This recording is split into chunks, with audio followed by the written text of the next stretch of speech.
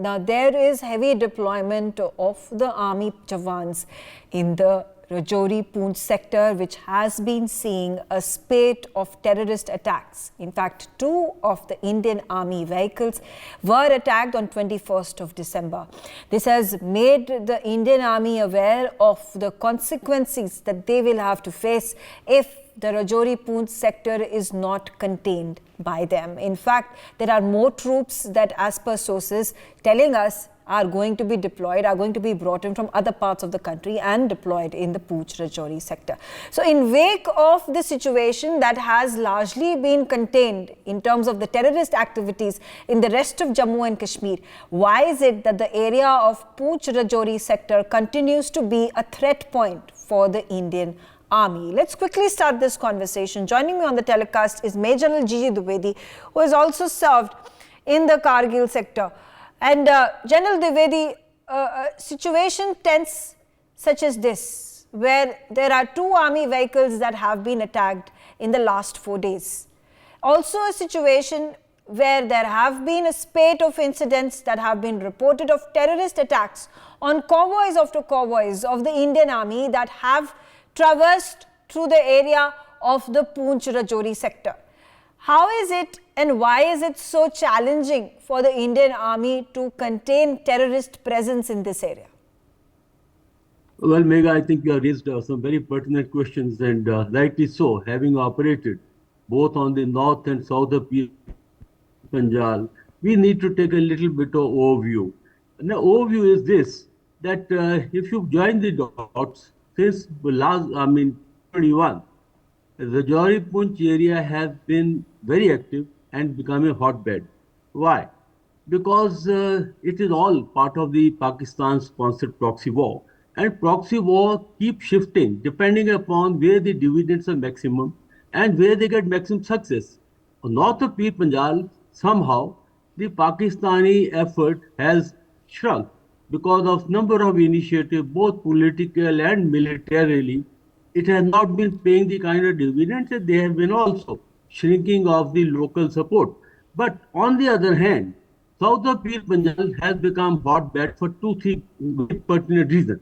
First and foremost, through ISI and the terrorist group like LAT and Hezbollah, HM, they have been able to actually create some kind of a ecosystem. That is, local support is there, the terrain is favorable, and they have been able to establish bases, and that's why you find that we have a series of encounters. Unfortunately, this year itself, it started with Dangri, and this is the 5th one, and we have lost, very brave of the brave hearts.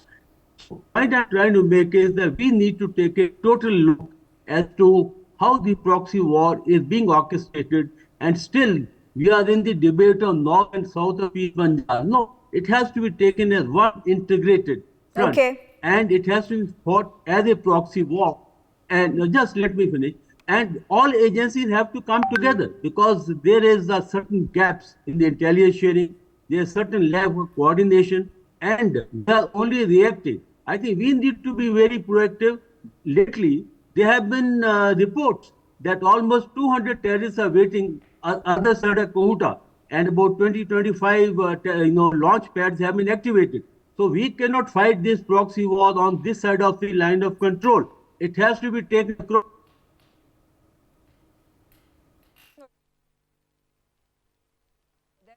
Let me get in Lieutenant General PJS Pannu also on the show with us, and Major General Gigi Dwivedi was talking about how there needs to be an integrated effort by the Indian Army to contain the area, to ensure that this area is neutralized of all the terrorists that are getting safe havens over there. The terrain, if we talk about, heavy forestry, talk about the deep ravines, we also talk about how there are these natural caves that become havens, that become safe harbors for these terrorists, and where terrorist encounters have taken place. I remember just a few months ago, then this terrorist encounter, a number of our Jawans also ended up losing their lives. Is it also an advantage point for the terrorists who are at this point well aware of the terrain versus the Indian Jawans who are looking to encounter them but fall prey to the tactics that are utilized by the terrorists? Mega Jai Hind, the India-Pakistan DNA has been like this for over 30 years, that the proxy war is being fought in Kashmir, sometimes on the line of control, sometimes in the hinterland, sometimes north of Pir Panjal, sometimes south of Pir Panjal.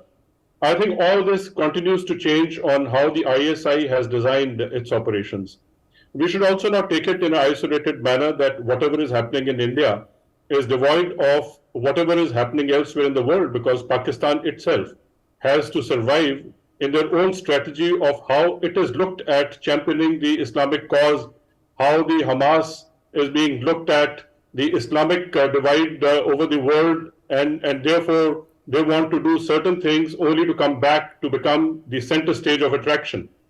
On the Indian side, of course, Article 370 dried up a lot of bases politically. The upper ground workers or the overground workers were not getting that kind of a support. So therefore, even the reception areas and the politically charged and militant supported organizations had also dried up. I think all in all, there is a larger canvas that we need to understand, that both Pakistan and China are in cahoots. They want to run a strategy on India. If it dries down, then they will not be able to do anything if there is a larger two-front situation on our country. So therefore, proxy war should not be seen as isolated incident in India, but as far as this area of Rajouri and Poonch is concerned, this has been always in a play. There is a switch between north of Pir Panjal and south of Pir Panjal. Right. And they want to keep the modules activated both sides. It is just that in last 2 years, and more so this year, you find that more emphasis has come in here, and there is less on the other side. But you have just realized that one incident has happened in Baramulla, where an ex-police officer has been assassinated. So it is not that only one thing is happening. I think the strategy is being run. Also, there is a first mover's advantage that the terrorist has. They can take an initiative when they want, where they want, activate or deactivate, act or not act, go and disappear into jungles. This is how the terrorism operates. And I think we are only quite blooded in this kind of a warfare. I think Indian Army, the police forces have established the unified headquarters for long, and they will, I think, continue to work towards it. And this is not the last time that this kind of operation is being conducted. I think these are cyclic, and they'll continue to happen till the time either the Pakistan completely reforms itself or the overall situation in the country improves. Okay. Kuldeep Khoda, he is the former DGP of Jammu and Kashmir, also on the show with us. And Kuldeep Khoda, how do you understand the situation that happened on the 21st of December, where 2 of our army vehicles were attacked, and the day after there were these 3 residents of Jammu and Kashmir that were also shot dead, which has created quite the commotion, and the question marks are being raised on the Indian Army and the Jammu and Kashmir police. How should the armed forces deal with it? You know, the predecessors have already given a broad outline of the Pakistani's intentions and the broader international perspective regarding China's interest in keeping the terrorism alive against India. It has got recently supplemented by the posture taken by United States and Canada in harboring the terrorists involved in terrorist activities in India, which has also encouraged Pakistan into pushing up the levels of terrorism in J&K. But having said that, I will try to focus on the specifics regarding the situation which is evolving in Poonch Rajouri area, south of Pir Panjal. Pakistan's intentions are very well known, and they will try to keep pot of terrorism boiling to the extent they can. And for that, they will try to exploit the gray areas in our defense against terrorism and also in our proactive approach against terrorism. So in Poonch and Rajouri, the activities have started since last 1 year, though some incidents took place 2 years back also. But prior to that, for about 20 years, virtually no incidents were taking place in those areas. And in Kashmir, the security forces have done an excellent job. They have eliminated most of the terrorists, and many areas are now free of terrorism. And the enemy's effort has been now to switch over to areas where they can achieve some results, and that's what they are doing. But having said that, our effort is now how to combat it and how to overcome this problem, which has been getting repeated in a particular pattern, which is getting repeated. The enemies, if you have noticed, the incidents are taking place at regular intervals.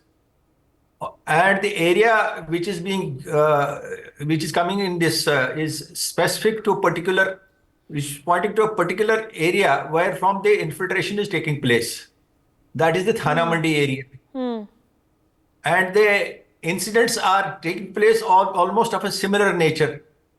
On 21st, 2 vehicles were moving, which were non-bulletproof vehicles. The ROP was not deployed properly. And the terrorists took advantage of the dense forests and the topography of DKG area, and they organized an ambush against the security forces. Now, prior to that, in November also, a lone army vehicle was moving, which came under attack again in an ambush. And since in Dangri area also a similar incident took place. So what's happening is that our response to this sort of ambush from the enemy is not getting responded in a way which can neutralize the terrorists and avert this sort of threat. Probably we need to revisit our counter-insurgency grid and also the counter-infiltration grid. And the security forces should launch a very extensive operation. Number one, to take care of this entire area. If you remember, in 2003, Operation Sarpnash was launched, which combed the entire area of in Surenkot, the forest area, and eliminated the terrorists. And that area was rendered free of any terrorism. And till now, no terrorist activities had taken place in that particular area. Similarly, the DKG area needs to be and then most important is the coordination of the various agencies who are supposed to coordinate on regular basis in developing the intelligence and acting on the intelligence. More coordination between army, police, and the intelligence agencies needs to be enforced on ground to have the concerted operations. Okay, all right, fair enough, sir. Colonel Shailendra Singh, this situation that has emerged after the December 21st attack that has taken place, where 3 of these civilians have been killed. There is internal agencies that at this point are looking into the matter, they are investigating it, and this is also now coinciding with the visit of the Union Defence Minister tomorrow in Jammu and Kashmir. Does this situation come across as extremely grave or of an exceptional level, that our Defence Minister is now going to be arriving in Jammu and Kashmir right after these 2 incidents have taken place? I think our 3 panelists have elaborated things so beautifully that everybody would be convinced that there needs to be a coordination, there needs to be a surveillance, there needs to be proactive, there needs to be coordinate search operation to be launched. But sirs, I have a very different view, because I have served in all these 3 places, that is Akhnur, Punch, Rajouri, and that too in the rank of a captain and a major. That is the ground reality, sir. Not that the seniors are not aware about it, they are very much aware, but working on ground is what I am trying to bring out to you. Sir, I don't think, even if I do my best of the job to sanitize a road, do a ROP, do a very aggressive patrolling, that this situation will end. It will not happen during my tenure, maybe. It may still not be successful.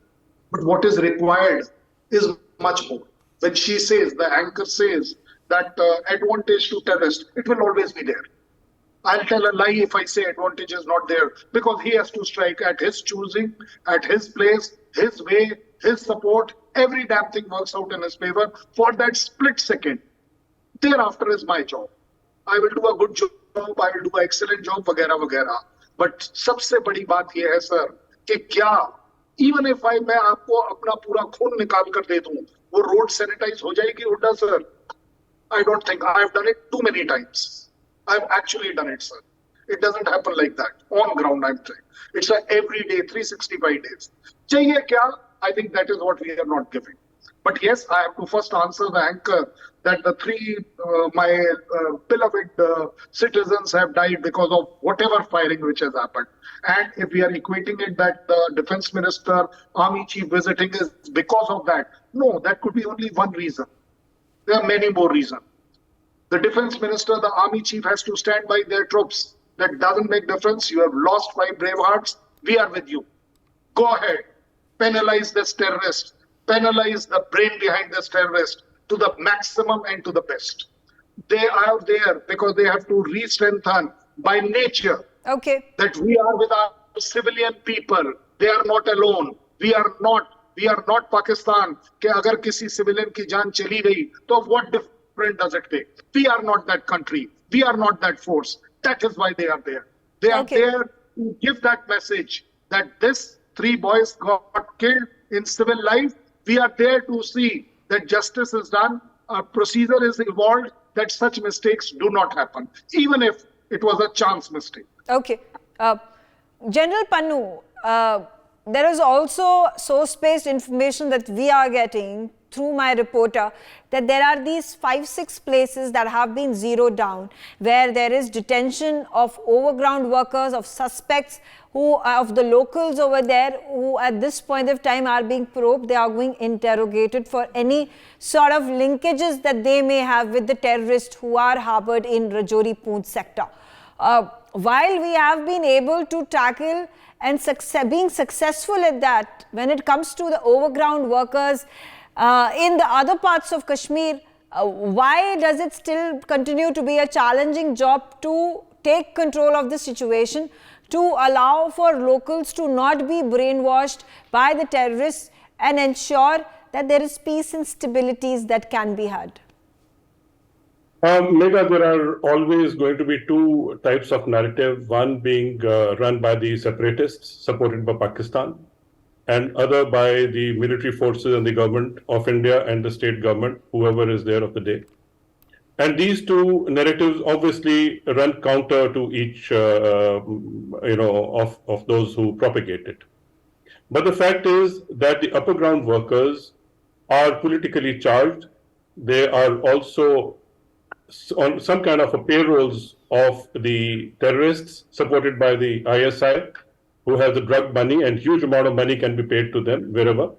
So as a result, that groundswell will remain till the time they are being paid, looked after, and they can successfully support the terrorists. And if they cannot, then obviously that kind of a support will run down to a point that they will neither be able to support nor be able to run the narrative of the ISI or of the local political separatists. The intelligence agencies and operatives have their own network, and as Colonel Shailendra was talking about, that the incident has happened. After that, whatever happens in a manner where all the intelligence of the police and the other agencies come in, and they start pulling out whatever intelligence they have, and based on that, they are trying to reach out to those people, maybe arrest them, detain them, question them. All this will happen because at the end of it, they have to reach the roots of who the supporters were, and if through those supporters they can reach where the terrorists are, wherever they are hiding, they will be able to do more focused and surgical operations. Without that, it won't be possible. General Dwivedi, then another question arises, and this is of national importance and importance for the people of Jammu and Kashmir. When it comes to the democracy that needs to be restored in the valley, when it comes to the elections that need to be had at the soonest possible, and when it comes to the statehood being restored in the valley, are these incidents then are going to make it a more challenging task for the government to allow for all these developments to take place? Well, Megha, the issues cannot be segregated because the security and political issues go hand in hand. And after all, it is the people who are the epicenter or who are the core of every governance, or also issues which are more political nature cannot be resolved purely from the security point of view. So therefore, people are very important. And in fact, people have to be on board. And the governance, the system has to be for the people. And these changes which are brought in, Article 370 abrogation 35A, were all for the people because the way system was working, it would not be possible to bring peace and tranquility or stability in Jammu and Kashmir until these political initiatives were taken, because there was a nexus between the political forces, between the terrorists, and between the ISI across the border. So once these political, issues or the political initiative have been taken, that people have to be actually sensitized and also convinced that these are the initiatives which are for the people. And Okay. I have been just last month to the valley, and I found there's a sea change in the valley, and that's why the gravity or the thrust of the proxy war has shifted to south. So therefore, I think in the long run, these are the initiatives which are for the people. These political initiatives were required because these temporary arrangements which had been put into place after the independence had to go. And we are able to see the dividends that are taking place today. And I think these are in the right direction. And therefore, in time to come, you'll find the situation will improve one way or the other. And proxy war has to be defeated. Because Okay. you just mentioned that containment is not the answer, Mega. You have to win it. That means we have to be more proactive. Because let me tell you a very simple analogy. If terrorists are not losing, they are winning. And if we are just containing, then we are not winning. We have to do little more across the border, because you cannot fight and win this war on this side of the LOC. I'll say Right. once again, this has to be taken across. And all Absolutely. these camps and infrastructure Absolutely, that are sir. there. Absolutely. Quickly, also, getting a word in from Kuldeep Khoda before I run out of time. Kuldeep Khoda, now, there have been statistics that prove that there is fewer cases of terrorism from Jammu and Kashmir, zero incidents of stone pelting. There are more and more youth that are being recruited into the Jammu and Kashmir police force, or for that matter, the Indian Army. And all these are reflective of how change has happened in the valley for the good. So then this also gives us hope that the areas that are still volatile, including the Pooch Rajouri sector, can be brought in control of the armed forces, of the security forces. It may take time, but it surely can be done. Absolutely, I totally agree with you. It can be done and it will not take much time. In Valley, the challenges were obviously more than what they are in Poonch and Rajouri. The OGW network is much stronger, was much stronger in Valley. That has been neutralized to a great extent. And the incidents of terrorism have come down sharply. That's because of the efforts of the security force and the police, because they are working in a very coordinated manner. The interaction between all the forces, whether it is the army, the paramilitary forces, the police, the intelligence agencies, they keep on meeting regularly. I'm not sure whether this thing had been happening in Rajouri Poonch. And my feedback, I don't know how far it is correct, that it had not been happening so much. Probably there was a feeling that this area has come under control and things are going to remain normal for the time being. But what I want to focus upon is, in response to a very valid point raised by Karan Shailendra, is that it is not the only ROP. Had ROP been so effective, then incident of 2019 in which 40 CRPF personnel got martyred, that would not have happened. It is an integrated approach which involves the ROP, the movement of the forces. In this case, the two vehicles, one gypsy and 2-ton vehicle, you don't rush reinforcements in 15 persons, you don't rush like that in an area which is affected by terrorism. And then our counter-infiltration grid and the counter-insurgency grid. These all four things need to be coordinated. Okay. And then of course, I mentioned that coordination is also important. Okay, But absolutely. the challenge, the point you Right. mentioned about the challenges, they can be overcome. Right. I'm sure that with the visit of the Chief of the Army Staff and the Defense Ministry, it's going to bring a huge change in our approach. And also one fair important... enough. And a boost of morale as well. Colonel Shailendra Singh, quickly, wrapping this up, a silver lining to the dark cloud that sector of Rajouri and Pooch has become. How can the Indian Jawans better traverse through the region and be more acclimatized to the forested area? All right. I'm being told that Colonel Shailendra is not with us at this point. He has disconnected. But all right, on that note, I slip into a short break. I thank all of you for joining me on the telecast and giving your views on this very sensitive matter. There is only one hope, that peace is restored, and particularly the neutralization of the terrorists who are infiltrated by the Pakistani army time and again, because Pakistan at this point has lost all its will, all its resources in waging the war against India along our borders. For more such videos, subscribe to the NewsX YouTube channel, hit the bell icon.